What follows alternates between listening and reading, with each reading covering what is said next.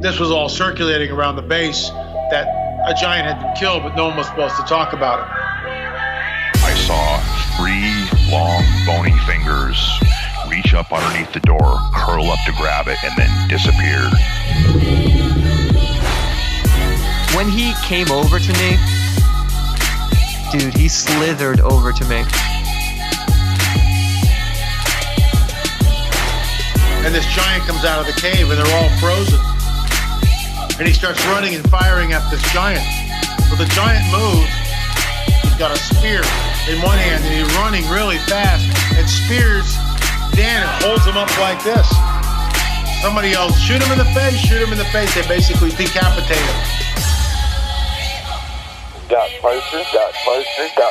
When he got about 15 yards away from me, I raised that 12 gauge and I blowed his head off.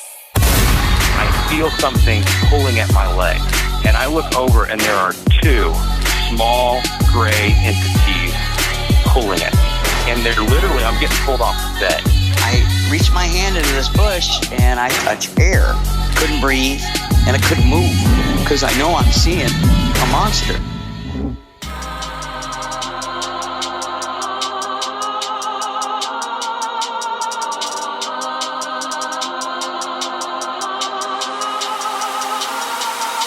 Yep.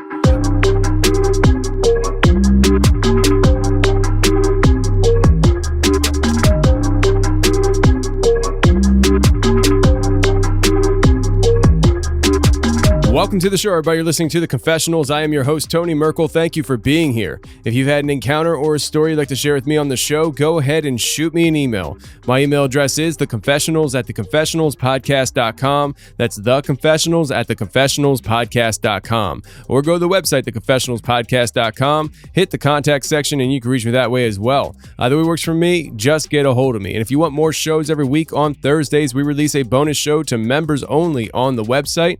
So if that interests you, go to the website today, theconfessionalspodcast.com, hit the join button and become a member today. And we also have the YouTube channel. I'm encouraging people to subscribe to the YouTube channel. That's the Confessionals YouTube channel. We have some really cool things coming up. We're doing some filming and working on some video projects that will be released on YouTube when they're ready.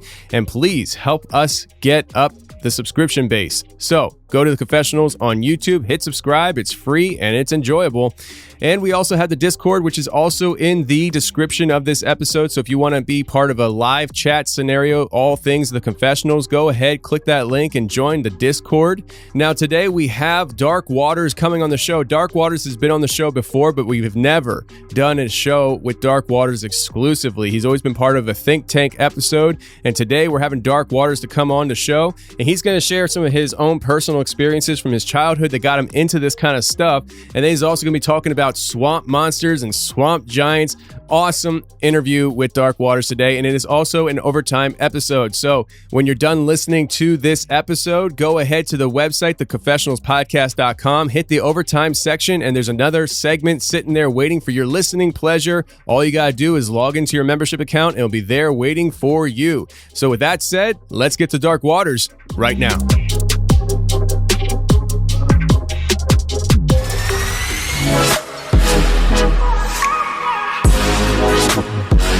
All right, today we got Dark Waters on the show. Dark Waters, how you doing, man? I'm doing fantastic. How you been, brother? Man, I'm doing good. So, you and I have been kind of talking back and forth about coming on the show.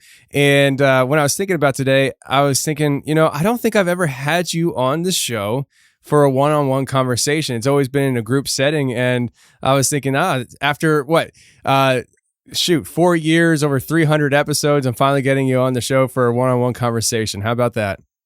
I like it. Let's do it. And I'm excited to spend a little time with your audience and you. Yes, sir. Yes, sir. So listen, let's start off with, tell us your deepest, darkest secrets, Dark Waters. No, I was kidding. You don't want to know those. Those are true. Incriminating. I might get. You don't want to know those. Oh, that's the truth, man. That's the truth. Most people have the dark secrets that they don't want anybody knowing. But let's get to know Dark Waters a little bit, man. I mean, listen, the first time I ever heard about you was before I was a podcaster. I was just driving my truck and listening to Sasquatch Chronicles, and there pops Dark Waters telling me about this dog man freaking thing. And I was like, who the heck and what the heck? And oh my gosh. And so like, I was like, holy crap, this guy, holy crap. Like I just was like, holy crap. You know? So you blew me out of the water with that stuff, man. And ever since then, you know, it's just been, you know, a growing familiarity. And I think you and I have talked about it on the show before about how we got connected, which was bananas. And right. Maybe we can actually, before we get into your childhood experience that got you into this stuff, let's just give a refresher on that, because since the last time we talked about it on the show's grown a lot, and there's probably a lot of people that don't know this story. So I'll start it off, and you kind of jump in wherever you want. And I'm going to try to do this from memory here. I'm at a place doing a delivery, and my phone rings with a phone number I didn't recognize, and so I didn't answer it.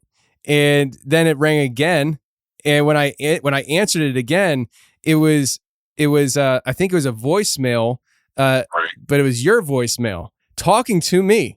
And it was the weirdest thing. I was like, what the heck? And then I get in the truck and you text me, you're like, who is this? I'm like, who is this, bro?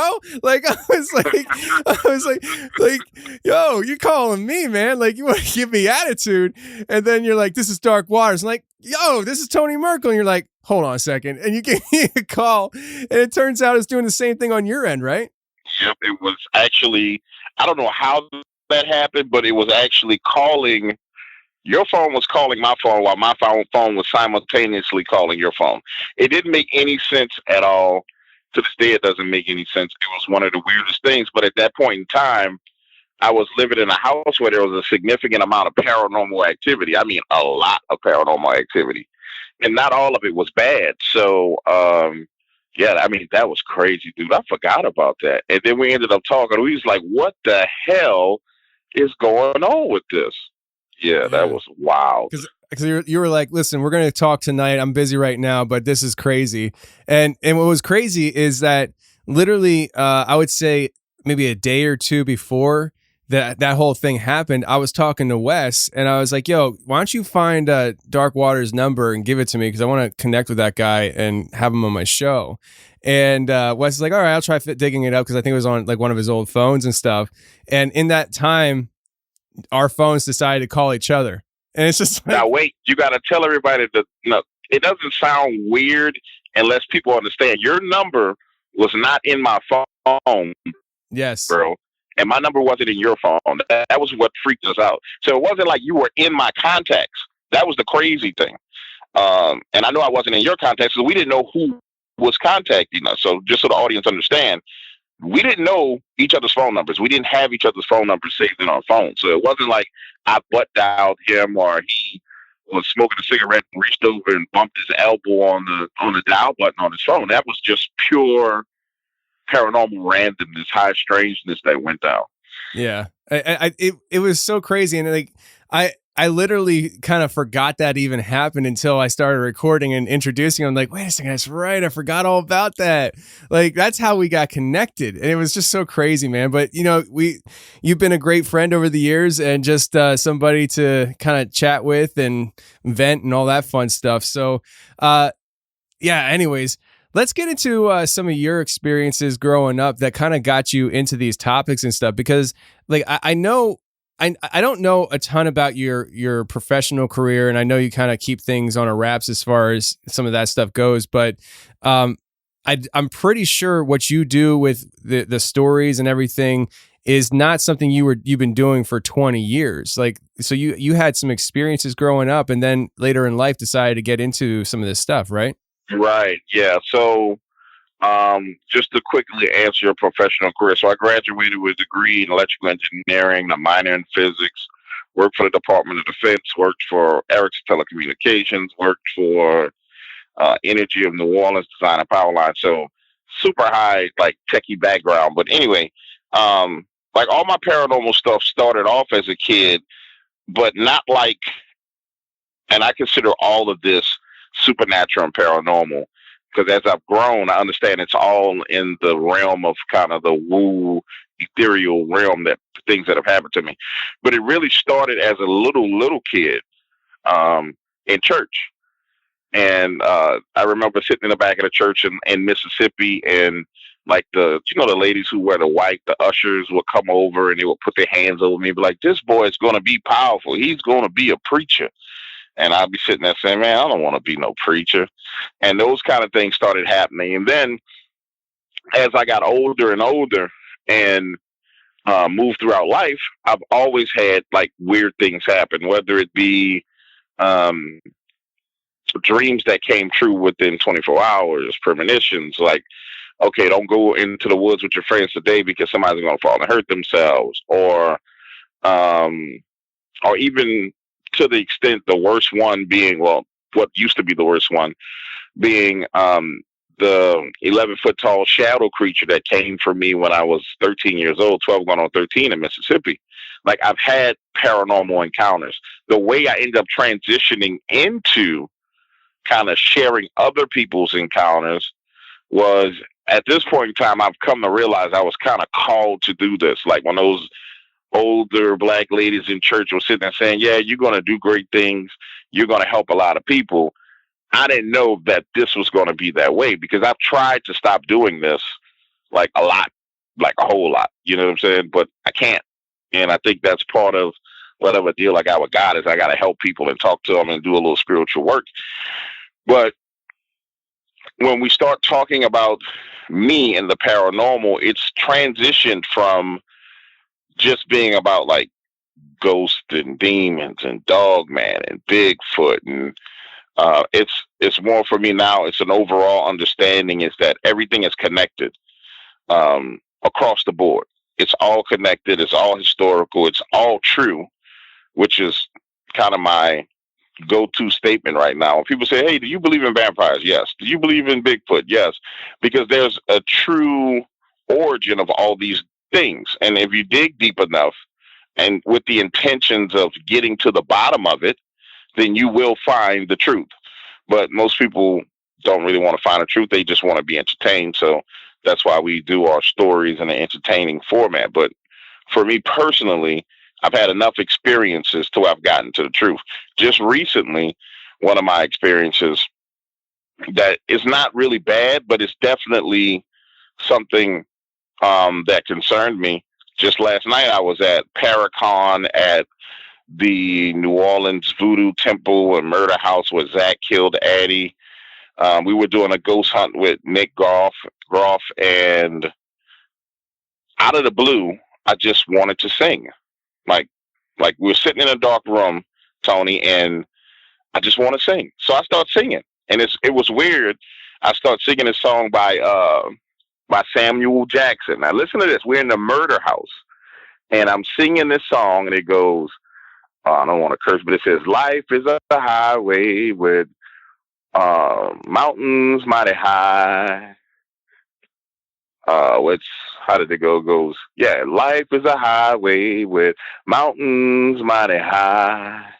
And when you get to the top, it's steep on the other side.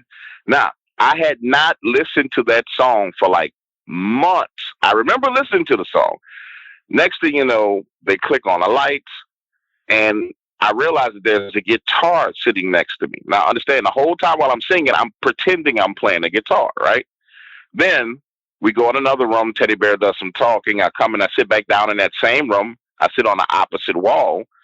And the next thing you know, I'm having like the most vicious, murderous thoughts. Like, and this is completely out the normal for me. Like, way beyond anything that I would ever think. You know, like just very violent thoughts.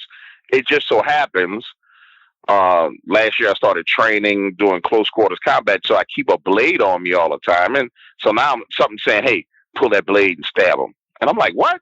You know, like a voice inside of my head. But there's my voice in there saying, what are you talking about? What is wrong with you? We would never do anything like that. So I had to go downstairs and leave, just because of those feelings and sensations. And that's something new for me. And I think that's the very first time that I had something attached to me, where it spoke to me. Like, in my mind, it was saying like, yeah, you got to bleed, pull a bleed and cut him, kill him. And I'm like, the other me is like, yo, what are you talking about? Why would we do something like this? Nah, we're not doing that crap. So, paranormal experiences now, I think it's gotten to a point to where I have a greater understanding of it. When we first started talking, Tony, there was a lot of fear mixed in with it. A lot of naivete, like I was naive. I wasn't really protecting myself. I wasn't doing a lot of the things that I needed to do. And so I kind of graduated the school of hard knocks now and have a greater understanding of it. Yeah, I remember when we first started talking and stuff, you kind of, from what I remember, you were more like, listen, that demon stuff, that don't even talk to me about it. I don't want to hear about it. I don't want to know about it. Like, and to hear that you kind of did a flip on that, where you're kind of more open to talking about it, going. Did you ever go on ghost hunts before, or is this something that's more new for you? Nah, that's new. I only did that because Mary asked me to. That's my girl. I still won't. You won't find me going on ghost hunts, but I won't turn it down if it's something that a friend needs me to do. Like in that case, she needed the support for her event. But it's not so much when I say it's not out of fear and I'm no longer afraid. Of course, we're human beings, so there's fear. But I guess there's a greater understanding and more confidence. To put it in, I guess, the most accurate terms, talking to enough people, experiencing enough evil has taught me that if the dark is completely and totally real, that the light is 1,000% real, if that makes sense.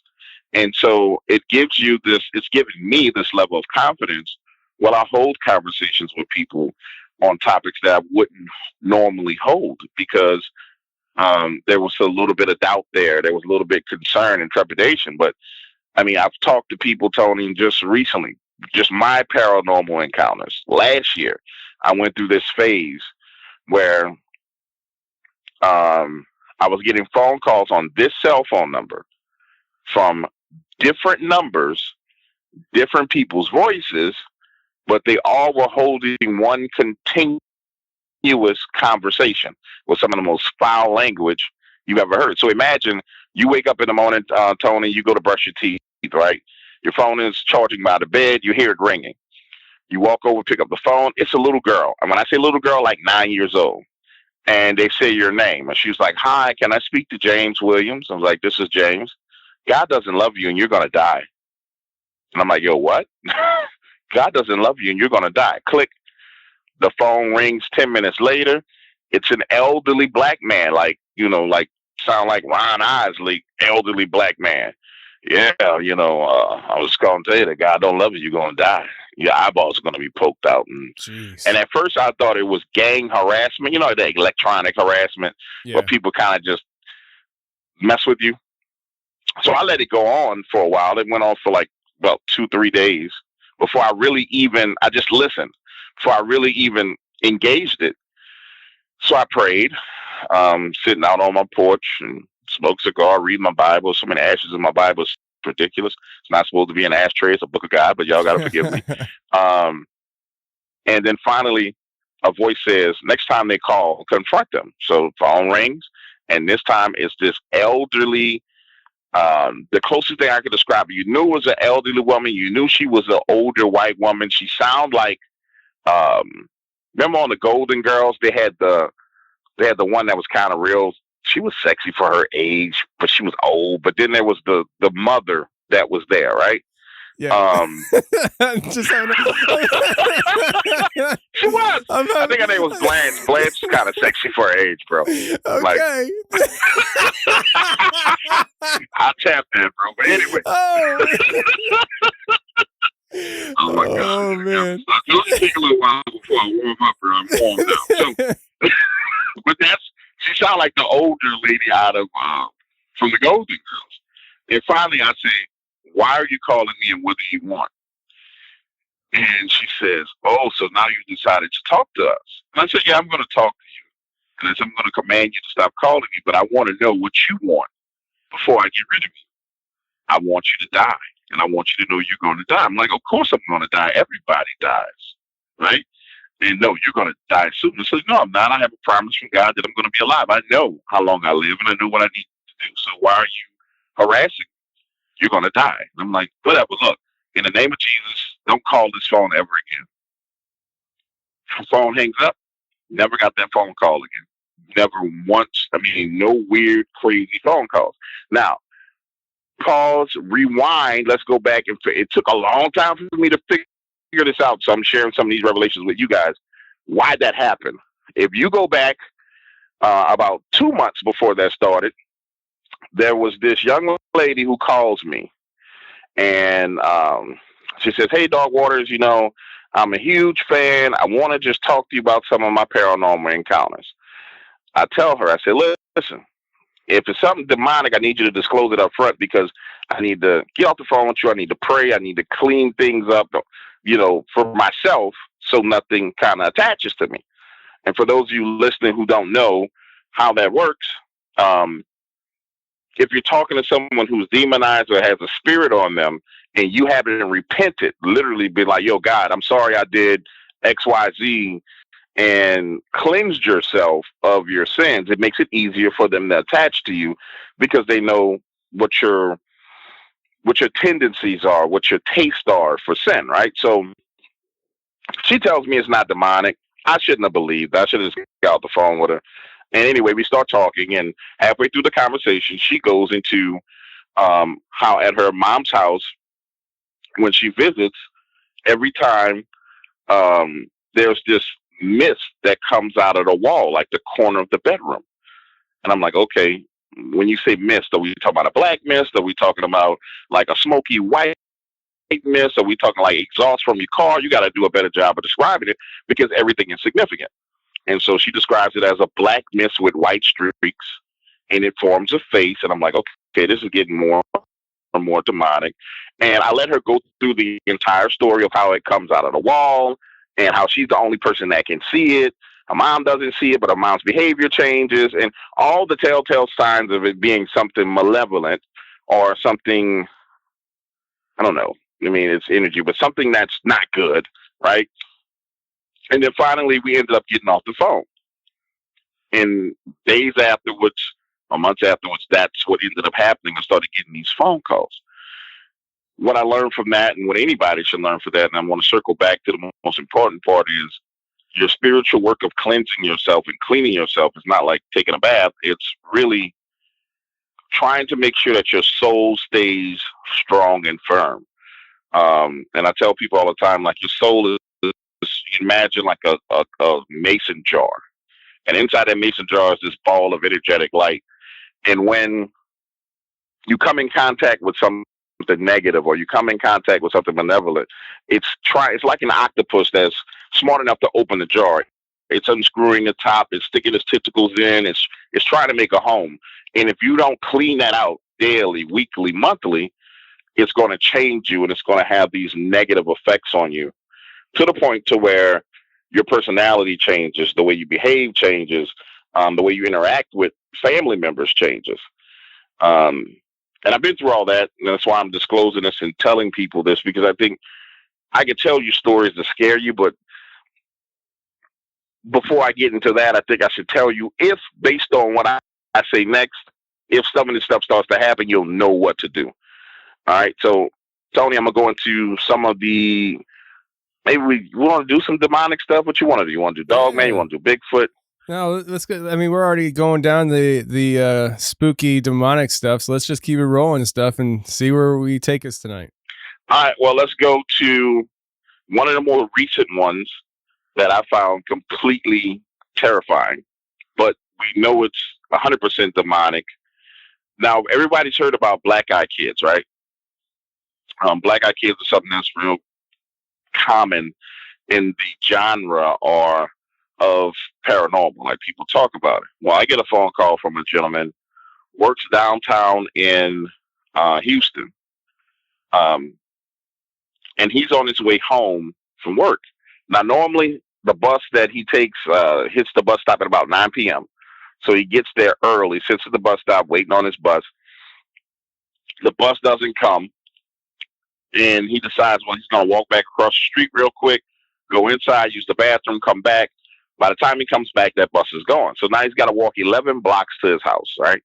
And as he's telling me the story, he's reminding me of something. I want to remind you guys of something.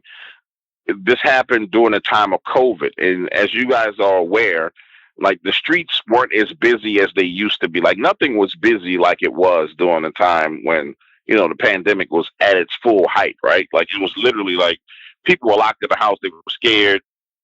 You know, they were freaking hiding under the pillows, under the covers like they were 2 years old.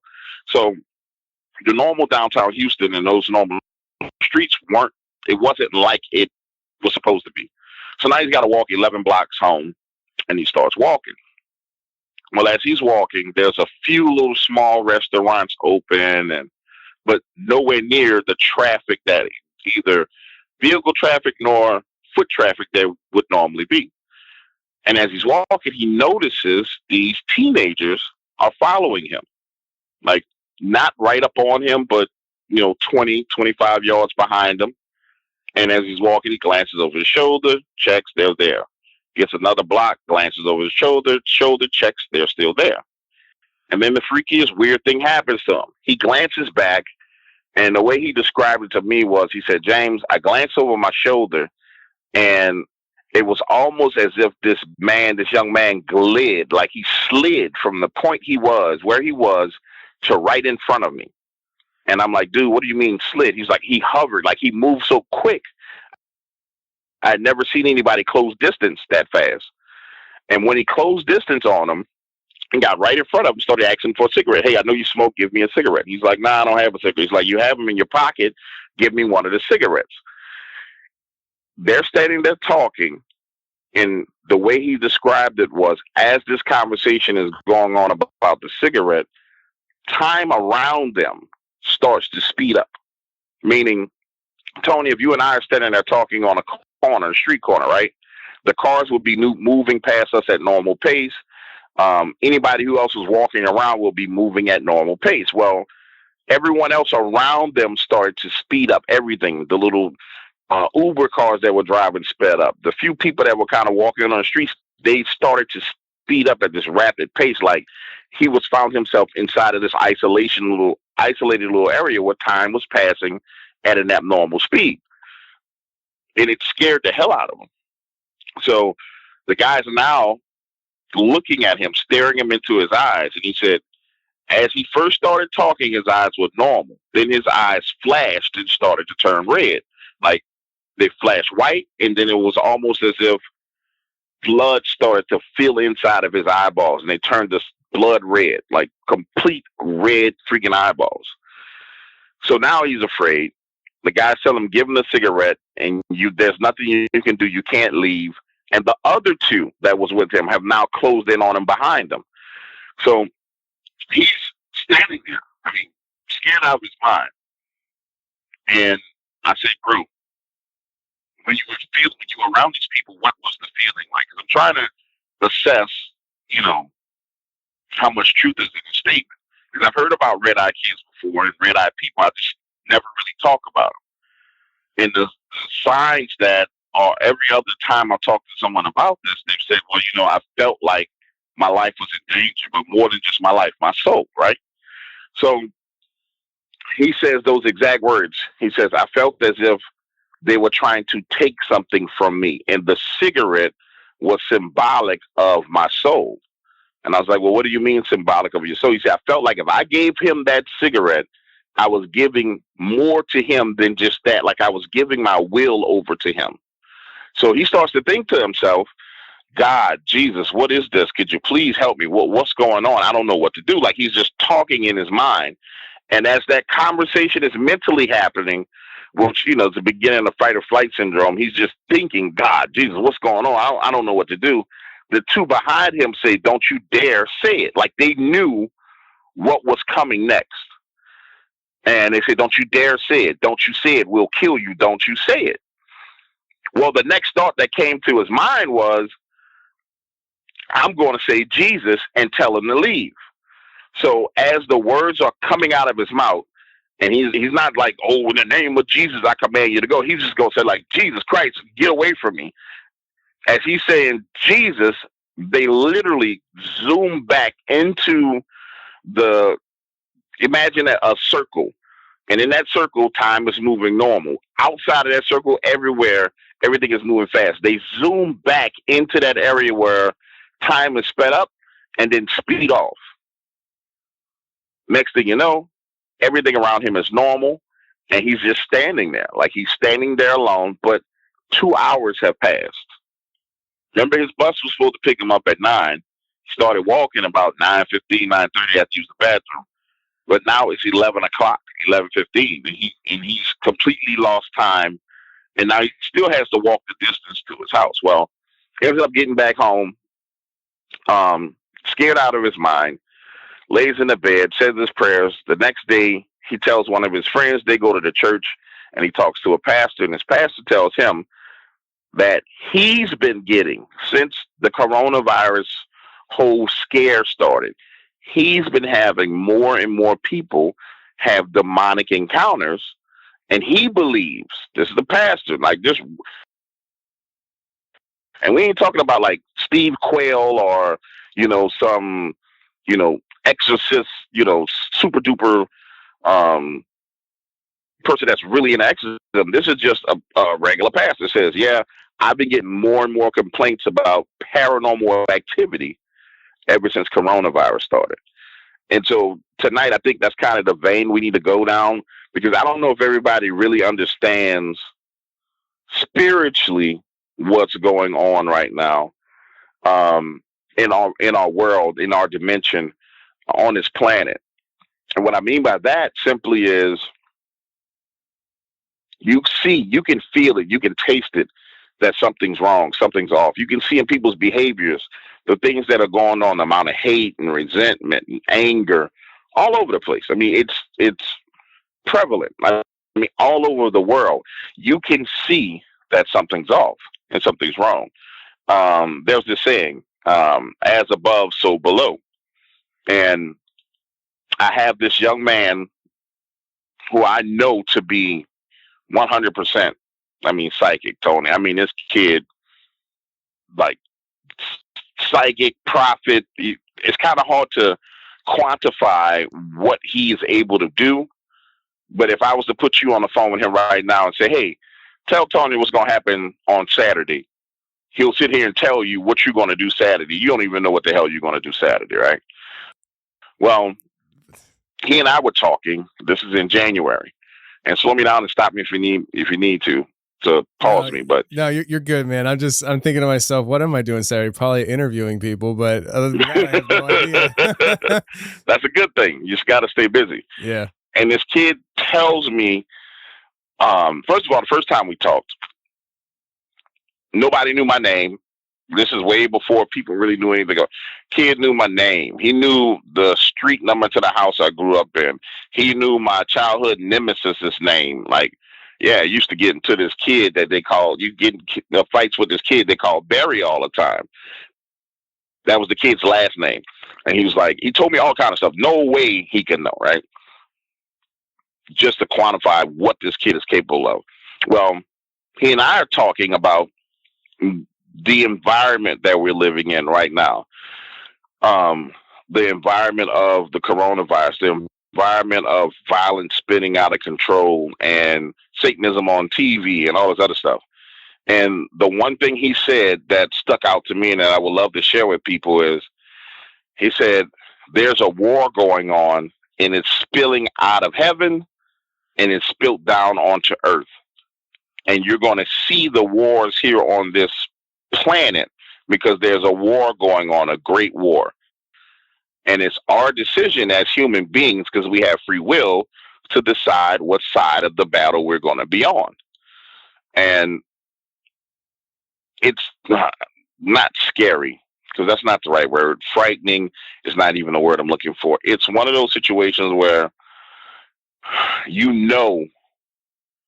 based on all empirical evidence, based on everything that you're seeing around you, that what this kid is saying is true. Like, there's no doubt about what he's saying is true. And then he told me something that was a little bit frightening. He's like, you chose to be on the side of good a long time ago. And there's going to be a price for being on the side of good. He's like, but you'll be fine, but you're going to pay the price. I'm like, well, why don't you tell me what the price is? He's like, nah, I don't think you should know that, but you're going to pay a price. I'm like, well, thanks for scaring me. I'm going to call you back, dude. Get off my phone. You know, I didn't really need all that. I kind of understand what he's saying. I'm in the same kind of shoes as you in the sense where I've picked my side a long time ago and I'm at peace with it. And I'm just like, bring it, baby. Like, listen, like I'm not here playing games with this stuff. I mean, like, yeah, there's a war going on and it's spilling over. And I'm all ramped up for this. Like this, I feel like this is what I've been made for. Like I'm ready to freaking rock when it comes to this stuff. Like I understand my final destination. I understand I got to literally walk through hell on the way there. I've come to peace with that. And I think that's the biggest stumbling block for so many people in this world is that they understand where they want to be, but they are not ready to commit to the process that it takes to walk in that direction because you're going to be fought the entire time. And listen, dude, I dig it. I freaking dig it. Like there is a war going on for your soul right now. And like, I'm just not playing games with it anymore. Like I don't care to placate for people's feelings or their thoughts and emotions. Like there is some serious stuff going on and we've seen it spill out into the real world over the last year. And I don't know how you can deny that this world is off right now. Like it's just not normal. Nope. There's nothing normal about it. When you go into like cryptid encounters, right? Just spin real quick. Y'all just ride with me in a car. I'm going to take you guys on a spin around a block. Shotgun. We just talked about demonic stuff, right? Just hop in the car with me. Let's go talk about cryptid encounters. There are people seeing cryptids that I have never, ever heard of. Talk to me. So down in Pierre Par, Louisiana. And Pierre Par was made extremely popular because of that freaking alligator show where he'd be like, shoot him. What's that? Swamp People, right? Oh, yeah. I don't know if y'all ever saw that. He'd be like, this Troy Landry gator. You're not going to get one of Troy Landry gators.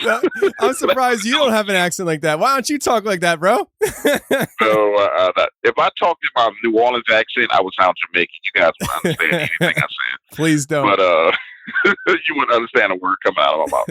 But that area was made popular because of, not popular, but I mean, it was put on the map from a national, international standpoint because of Troy Landry. Well, I've been talking to a whole slew of Native Americans and part Native Americans, and Cajuns, and all kind of people just down in the swamps lately because I've been wanting to find out about the myths of there still being living giants in the swamps of Louisiana, which turns out when 4 or 5 people tell you they saw a giant in a swamp, then there's probably a giant in the swamp. What? But nonetheless, during those conversations, I'll get to that later. Yeah. All right. Oh, bro, I'm telling you, I'm trying to get the juices flowing. Oh, but anyway, during those conversations, I'm just talking to them about, what happens when the sun goes down in a swamp. Like, if you're stranded in a swamp, what do? Not trying to really get to a whole bunch of paranormal stuff. Just, I'm feeling like the world might come to, and I might need to go down to the swamp and shoot me one of them gators and give me some food and catch some catfish. I'm just trying to figure out, if it gets dark, you're in a swamp, what you're supposed to do. So my partner I'm talking to is like, okay, definitely you want to get off the water. You're going to need to get you a big fire. You need to do blah, blah, blah, blah, blah. And then he says, the one thing you really need to be careful for is this thing that we call the Black Spider-Man. And I'm like, Black Spider-Man? He's like, yeah, Black Spider-Man. I'm like, dude, I've never heard of anything like that. He's like, well, it's a upright walking man with spider legs that come from behind his back. And I'm like, nah, get the hell out of here. I done heard a lot of stuff. Like, I've never heard of that. I was like, that sounds like some Venom off the movies or, some kind of crazy foolishness, right? And he says, no, I'm serious. Like, he's kind of getting offended. I'm playing with him. I'm like, no, dude, that can't be real. He's like, so hold on. You trying to tell me you dog water, you believe in werewolves, giant snakes, giants, fallen angels, and you trying to tell me that there cannot be something that's humanoid, that's half spider, half man. I said, I've never heard of it. It wouldn't make sense. I said, why would it be in the swamps of Louisiana? Clicks over, like, not click like old school where you put the butt, but puts his partner on three-way on the cell phone. His friend that does shrimping with him in the swamps. And anyway, they're in the swamps doing shrimping the old school way. You hang lamps and lights on the front of your boat and run your nets that way because the shrimp come to the lights, right? They're down in the swamps doing that exact same thing at night, trying to catch some shrimp. And they start to hear something on the banks. They're about 40 yards away from the banks. Decide to take those high beam lights that they have that shine into the water to illuminate and get the shrimp and turn them up and over into the swamps. And they see this humanoid figure. It's jet black on two legs, humanoid legs, not like spider legs, with a normal humanoid chest. The way he described it was thousands of eyes on his head and spider legs that came out of his back. And I'm like, dog, what do you do when you see something like that? He's like, what the hell do you think we did? We turned the boat on and we got the hell out of there because we know these things exist in our swamps, but they don't come out. And that's the overall, like, the repetitive phrase that I'm hearing in all these places. Things that people know exist, things that they were told about as children. You know, like, we're all told about the boogeyman. Those kind of things are coming out and they're starting to show themselves, which to me, that's another sign of the times that we're in. Because honestly, I've grown up in Louisiana. I've heard of Rougarou. I've heard of Loup-garou. I've heard of Dog Man. I've heard of the giant catfish. I mean, I've heard about the UFO. I've never, ever heard of that. And he called it the Black Spider-Man. And I was like, dude, I've never heard of anything like that. So I think we're in the time period where things are being either let loose or unleashed, or people are able to see things that they wouldn't normally see, or things are showing themselves that wouldn't normally show themselves. Nonetheless, no matter how you look at it, we're in a very special time. It's an exciting time to be alive, but if you're not aware and awake and in the moment and present, things will get bad for you real quick. Yeah. Man, listen, what you just said about it being an exciting time to be alive is the exact sentiments I've been relaying to people, because, you know, people like you, like, talk to a lot of people and people ask me, you know, what are you thinking? Like, you know, what's going on with the world? I'm like, listen, separate yourself from the fear and anxiety that you have right now about your future. It's separate yourself from that and just observe what's happening around you.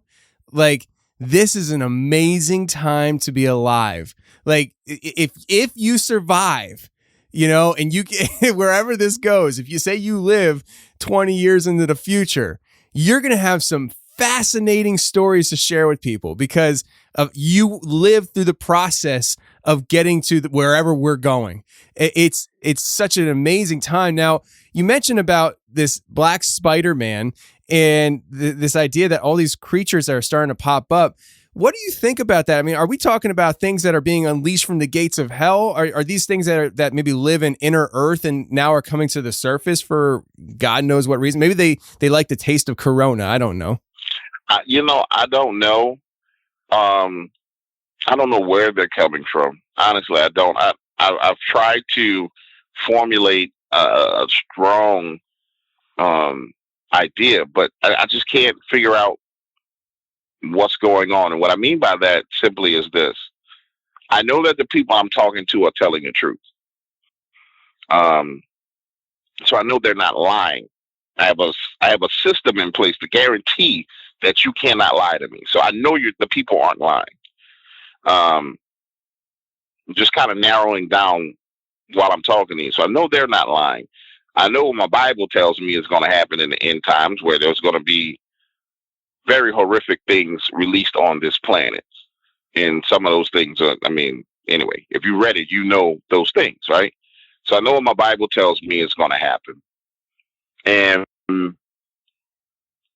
I know that there are more and more phone calls coming in with strange and weird encounters, whether it be, you know, freaking things that look like Wendigos in people's bedrooms in the middle of Brooklyn, stuff that just don't make sense is happening, right? So I kind of got to lean towards the whole gates of hell being open situation, because there's no other play manual for what's going on. Like, I had this conversation with my son because he was spazzing out because he was paying attention to everything going on. He was like, "Man, I'm reading the book of Revelations, Dad, and I think this is coming true." And I'm like, "Yeah, it looks like it's coming true, bro. I don't know what to tell you. You know, we just get right with God and keep it moving." But there's no other play manual. There's no other book written that chronologically goes through everything and just lays out what's going to happen. And then you can go back and see all of it happening. So I have to lean towards that it's the gates of hell opening up. I mean, honestly, I have to. I don't want to. Part of me wants to be like, you know, let's just sweep this under the rug. You know, these people tripping. But I know they're not lying. And that's the dilemma that I have when I talk to these people is, while I'm questioning you, I'm hammering you. Boom. You don't even know you're getting hammered. I'm looping and spinning and twisting and injecting and doing all kinds of little mental gymnastic techniques to figure out if you're lying. And then once we get to the truth, and I'm certain it's the truth, I'm left to be confronted by that truth itself, and then the greater truths that go along with it. So if, for example, in Fort Pierce, if you saw Dogman get captured on a video screen, literally running across the screen under a freaking lamp light, which we caught that on video, right? You see Dogman running wide out in the open, that's another thing that's showing itself. And you can't deny it. You know, it's crazy. Just like that camera project that we have, Dogman Cams, right? We've caught a gigantic Bigfoot head. We've caught some kind of freaking skinny wolf-like creature standing next to a tree. Scary as hell. We've caught all these different things on camera. And I'm getting phone calls from other people said, "Hey, I want a camera here because we have, you know, this giant snake." I had another lady call and said she believes she has a Wendigo. And I don't 100% know what to make of it, but I got to lean towards the gates of hell are opening. It's enough data points coming in to where you can't just sweep it under the rug, you know? That's the thing that bothers me. But at the same time, you know, I keep it all in perspective and say, hey, you know what? This is what's supposed to happen. This is what said was going to happen. And therefore, that means I should be fine because I did what I was supposed to do. You know what I'm saying? But it's definitely some interesting times we're in. Oh, definitely interesting times. And, you know, I feel like every time I start thinking along these lines and talking to people and these topics come up with these like bizarre creatures popping up all over the place recently, the idea of CERN always pops in my head. And I don't know a ton about CERN. I know the guy who, you know, at least that I know personally that knows the most about it is Gary Wayne. And I've had him on the show a few times.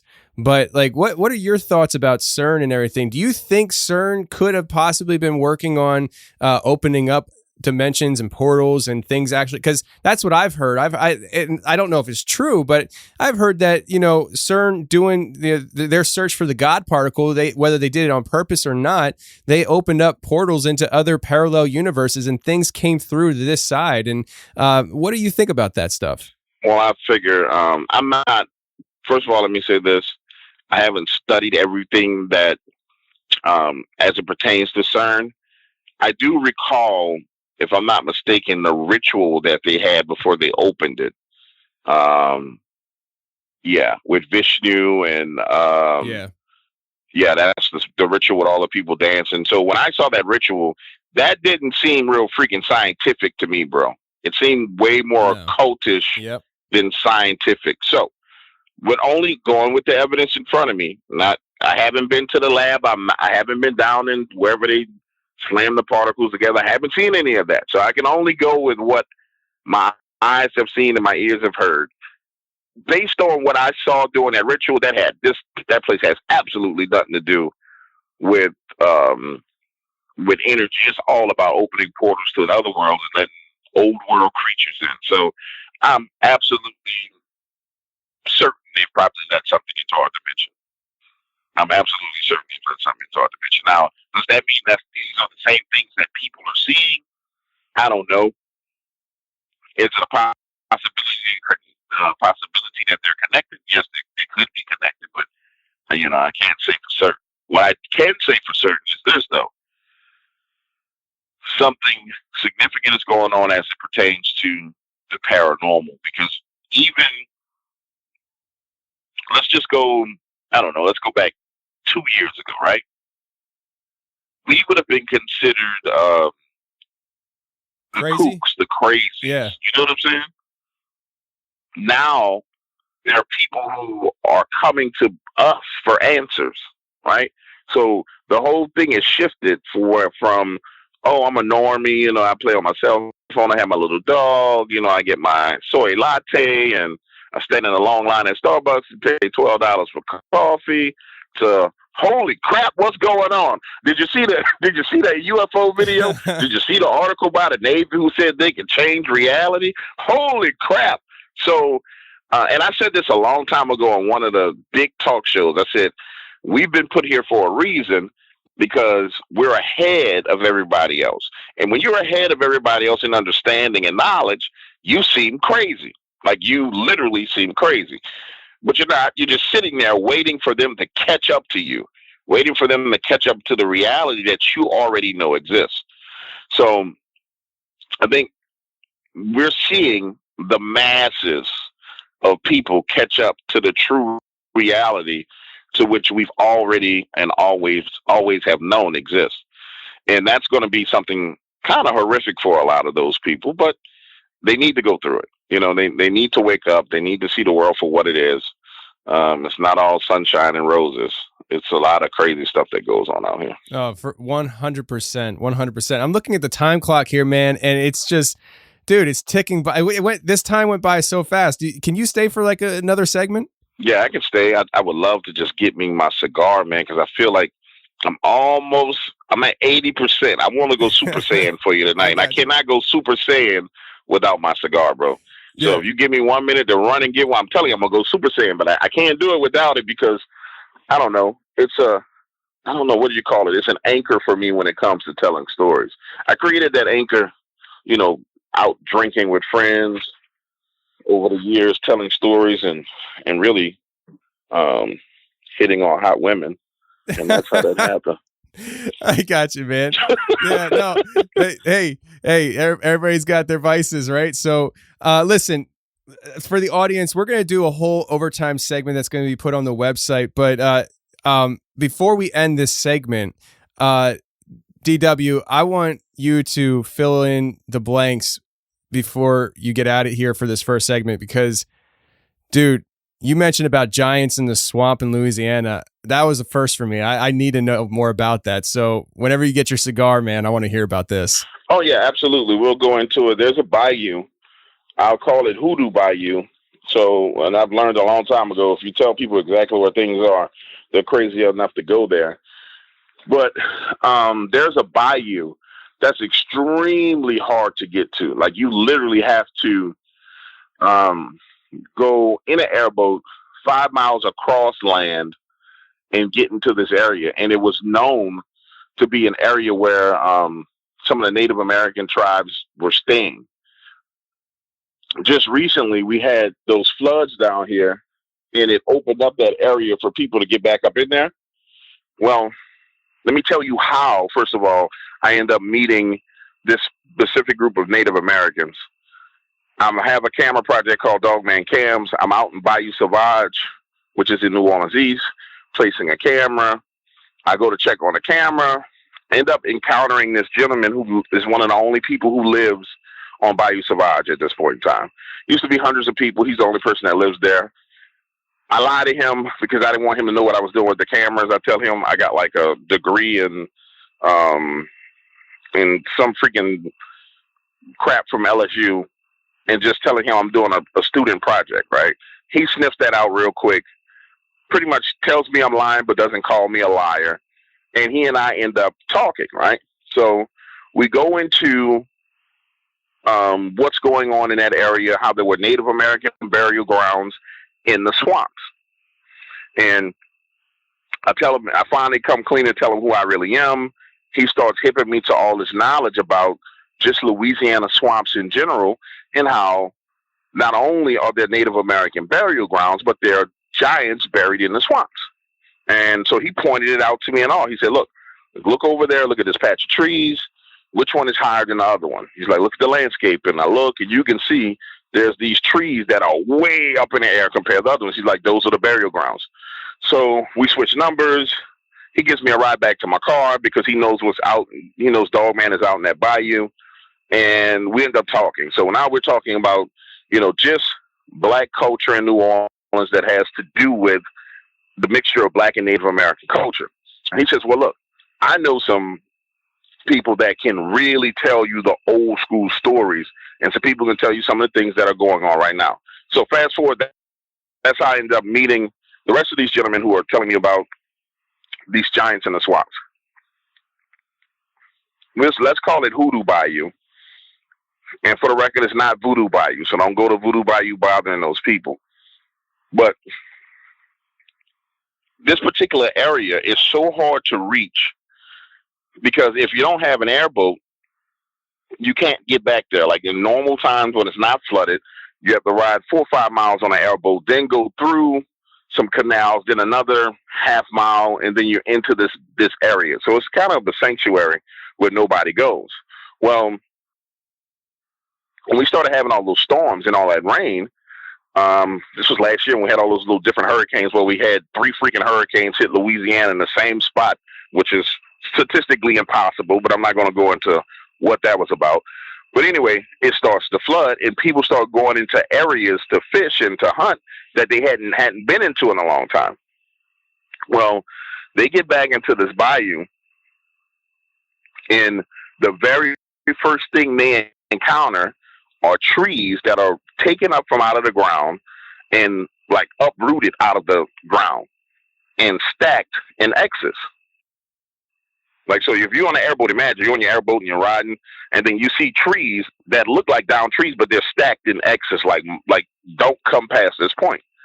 Well, they just want to get out the boat and go check around and see. So they hop off the boat, start walking around just to look and see what they can find. And next thing you know, they hear this thundering, like, the way he described it to me, he was like, dude, the ground was thundering. I'm like, well, what do you mean the ground was thundering? He's like, the ground was thundering, like it was rumbling. Turns out that was the sound of the footsteps running towards them. That's how loud it was, like water literally shaking in the bayou off land as this thing is moving towards them. And I say, bro, look, I need to pause and rewind the story, and I need to tell me a couple of things because, again, there's certain things I believe to be true. I know that there are giants on this planet now. Never known there to be giants in Louisiana. I don't put it past people when they tell me stories. But I have to tell them, look, Rem, rewind the story. Explain to me what made you think you should get off the boat and cross these X's. Because if I'm on an airboat and I get to an area that nobody really goes to and I see there's giant, trees placed in X's, the first thing I'm going to say is, well, something put these here and I don't need to be going back there, right? He says, well, you don't get an opportunity to go into this area. And when you get an opportunity, you should go and see. So literally, it's just inquiring minds wanting to know what was there. So now, they're on the other side of these gigantic X's that are made of trees, pretty much cypress trees. And they're on the opposite side of that. Their boat's on the other side. And now the ground is shaking to the point to where you can see the water shaking. And they hear this sound coming towards them. And he says, man, look, we need to go. So now they're scrambling back over the trees, into the boat, getting back out into the water. And the one thing that they saw, and it's not a lot, but the one thing that they saw was a half of a face through the top of the trees. They saw a eyebrow. They saw an eye. They saw the side of the nose, the side of the lips, the chin. So if you just took a human face and cut it in half, and then had that entire face up in the trees, 40 feet in the air, looking down at you, but kind of disguising itself, trying to hide in the trees, is what they saw. Get back in the boat, haul behind out of there, get back and start telling their family members what happened, right? So families started a whole conversation about what happened, how it went down, where it was. And then they even learn more information about that bayou.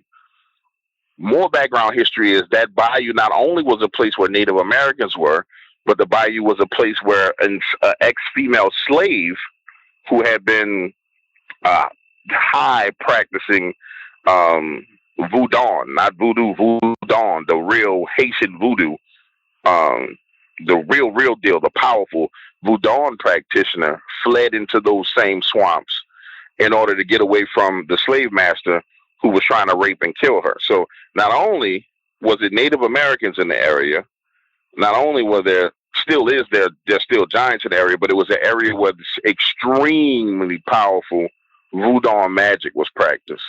So that area of the swamps is tainted nonetheless. And it makes sense that it's tainted. It makes sense that it's an area that nobody wants to go to. And it's an area that geographically it's damn near impossible to get to. Because I believe that area is protected not only by the Native American spirits, but I believe it's protected by that magic and whatever that giant thing was that was there. And this wasn't, I specifically said, hey guys, are we talking about just a big Bigfoot here? I was like, was it Harry? It's like, no, this looked like a man. It was like a man face, not no Bigfoot face with, furry hair. It was like a man's face. And that's what's going on down here. That's bananas, man. That's bananas. Like, so this area, so from what I'm understanding here, this area before these storms hit the area was pretty much a no-go zone. You couldn't even access it if you wanted to. And because the storms came through, people could kind of venture into it for the first time in a really long time. And they started finding things in there that they didn't know existed yet. Exactly. And to make sure you understand, it's kind of hard to explain to people if you've never really been in a swamp. It's hard to explain to someone why an area would be inaccessible, but because most people look at swamps and they see them as just like water with trees, but you don't understand. There's dry land areas, and then there's mini bayous, and then there's ditches, and then and you deal with gigantic tree logs and tree stumps and all kind of things that make it to where you cannot access these areas. So yes, it was an area that nobody could get access to, but as the waters rose and it flooded, people could get back up in there. And they went there, and that's exactly what they saw. That's crazy, man. Listen, I said to you earlier when we were talking that there are so many things we're going to get into. Like who knows where this conversation is going to lead in the overtime, but I can tell you one thing. I'm going to wind up going off on some things. So, you already know. Yeah, I mean, listen, for the audience to know, like you and I have over the years talked on the phone, and it seems like every time we talk on the phone, we want to just talking for like hours, and we just go back and forth. And dude, like you have the gift of gab, and so do I, and we're just gonna go at it in this second hour here for the overtime. So people who are listening, if you want, and you're a member, just log into the website and it's already there in the overtime segment. If you want to hear this and you're not a member, just join the website and you'll be good to go. Just hit the overtime segment. We'll be sitting there waiting for you. Before we get out of here, Dark Waters, man, promote stuff, man. Where can people find you? You mentioned about Dogman cams. Inform people what that is. I know you and I talked about it before, but let people know exactly what that is, because I think it's an awesome project, man. So you can find me at iamdarkwaters.com. Don't go looking for me on Facebook, because I don't mess with Facebook anymore. Not on Twitter. I don't do, anyway, we're going to save that for later. But iamdarkwaters.com is where you can find me. The project I recently launched is called dogmancams.com. That started with Lou down in Fort Pierce, where he actually caught evidence of Dogman running across the screen. So he and I did a deal to put a camera at his location. That's a live camera that you can look at. I put cameras in Taylor, Mississippi, which are live. I have cameras in Virginia and what's really called Baby Doll Hollow, where there's a lot of dog man activity. I have a camera that's going up in Area 51 next week. Not in Area 51. Please, God, don't let me say that the wrong way. A camera outside of Area 51 that's going to be pointed up at the sky to look for UFOs. And it's just a project to where you get to log in and look for yourself, because the one asset that I have is I have people who have real locations and real encounters, and they're vetted. So I figure, why not take advantage of it and capture some real evidence? Outside of that, there's Dark Waters Radio, which you can listen to on the Paranormal Radio app. And I forgot everything else. I got all kinds of stuff, but those are the main things you need to check out. And that Dogman Camps has its own YouTube channel as well. Yeah, so everybody check out that stuff. I'm telling you, you won't regret it. Dark Waters, thanks for joining us on this first segment here. I'm more than happy to be here, brother. Well, that's the show, everybody. I really hope you enjoyed it. And if you did enjoy it, share the show with your friends. I don't care where or how you share the show. Just share the show if you enjoyed it, because that's the best thing you can do to help the show grow. And remember, this is an overtime show. So if you're a member, go to the website right now, hit the overtime section, and you'll see the whole second hour of this conversation sitting there waiting for you to hit play. So hopefully you enjoy it. Now, until next week, friends, stay safe, take care, and remember, the truth will set you free, but first it'll piss you off. Bye.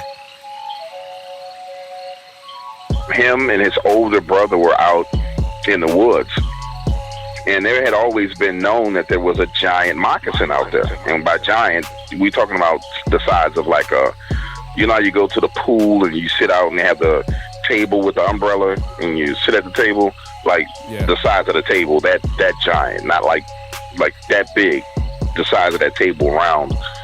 So him and his brother out in the woods, they go past the cemetery, and it goes into this kind of marshy area. And so they're playing around at the edge of the marsh, and it's got the high weeds, and his brother starts saying, hey man, we need to go right now. And he's like, well, why? He said, because I see something. And so my dad is the middle brother. He has three brothers, a younger brother, but he's the middle brother.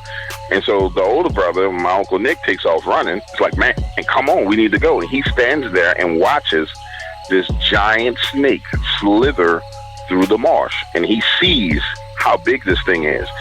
It's so big that as it's moving, the reeds and the weeds are kind of laying down as it slithers through. And once he realizes, and his mind comes to terms with the fact that it's a snake, he takes off running, right? They go home, tell my grandfather at his barbershop. And he had a little barbershop on the side of the house. It could seat about 5 people in there, plus the person that was in a chair. They run back and they tell him, and he says, I done told y'all about going over there in those marshes, because there's things over there that'll eat you and we'll never see you again, right? Hey, thanks for watching the Confessionals on YouTube. If you like what you heard, hit the subscribe button, hit the share button, and hit the like button. That would be a great help to me. And if you want more of the Confessionals on a weekly basis, every Thursday I come out with a special show just for members on my website. So if you want to check that out, go to theconfessionalspodcast.com, hit the join button, and become a member today. And every Thursday, you'll get a new show, and you can binge on previous shows, which there's almost 100 of them. So if you love the show, go ahead and check it out. But thank you very much for being here on YouTube and checking out the channel.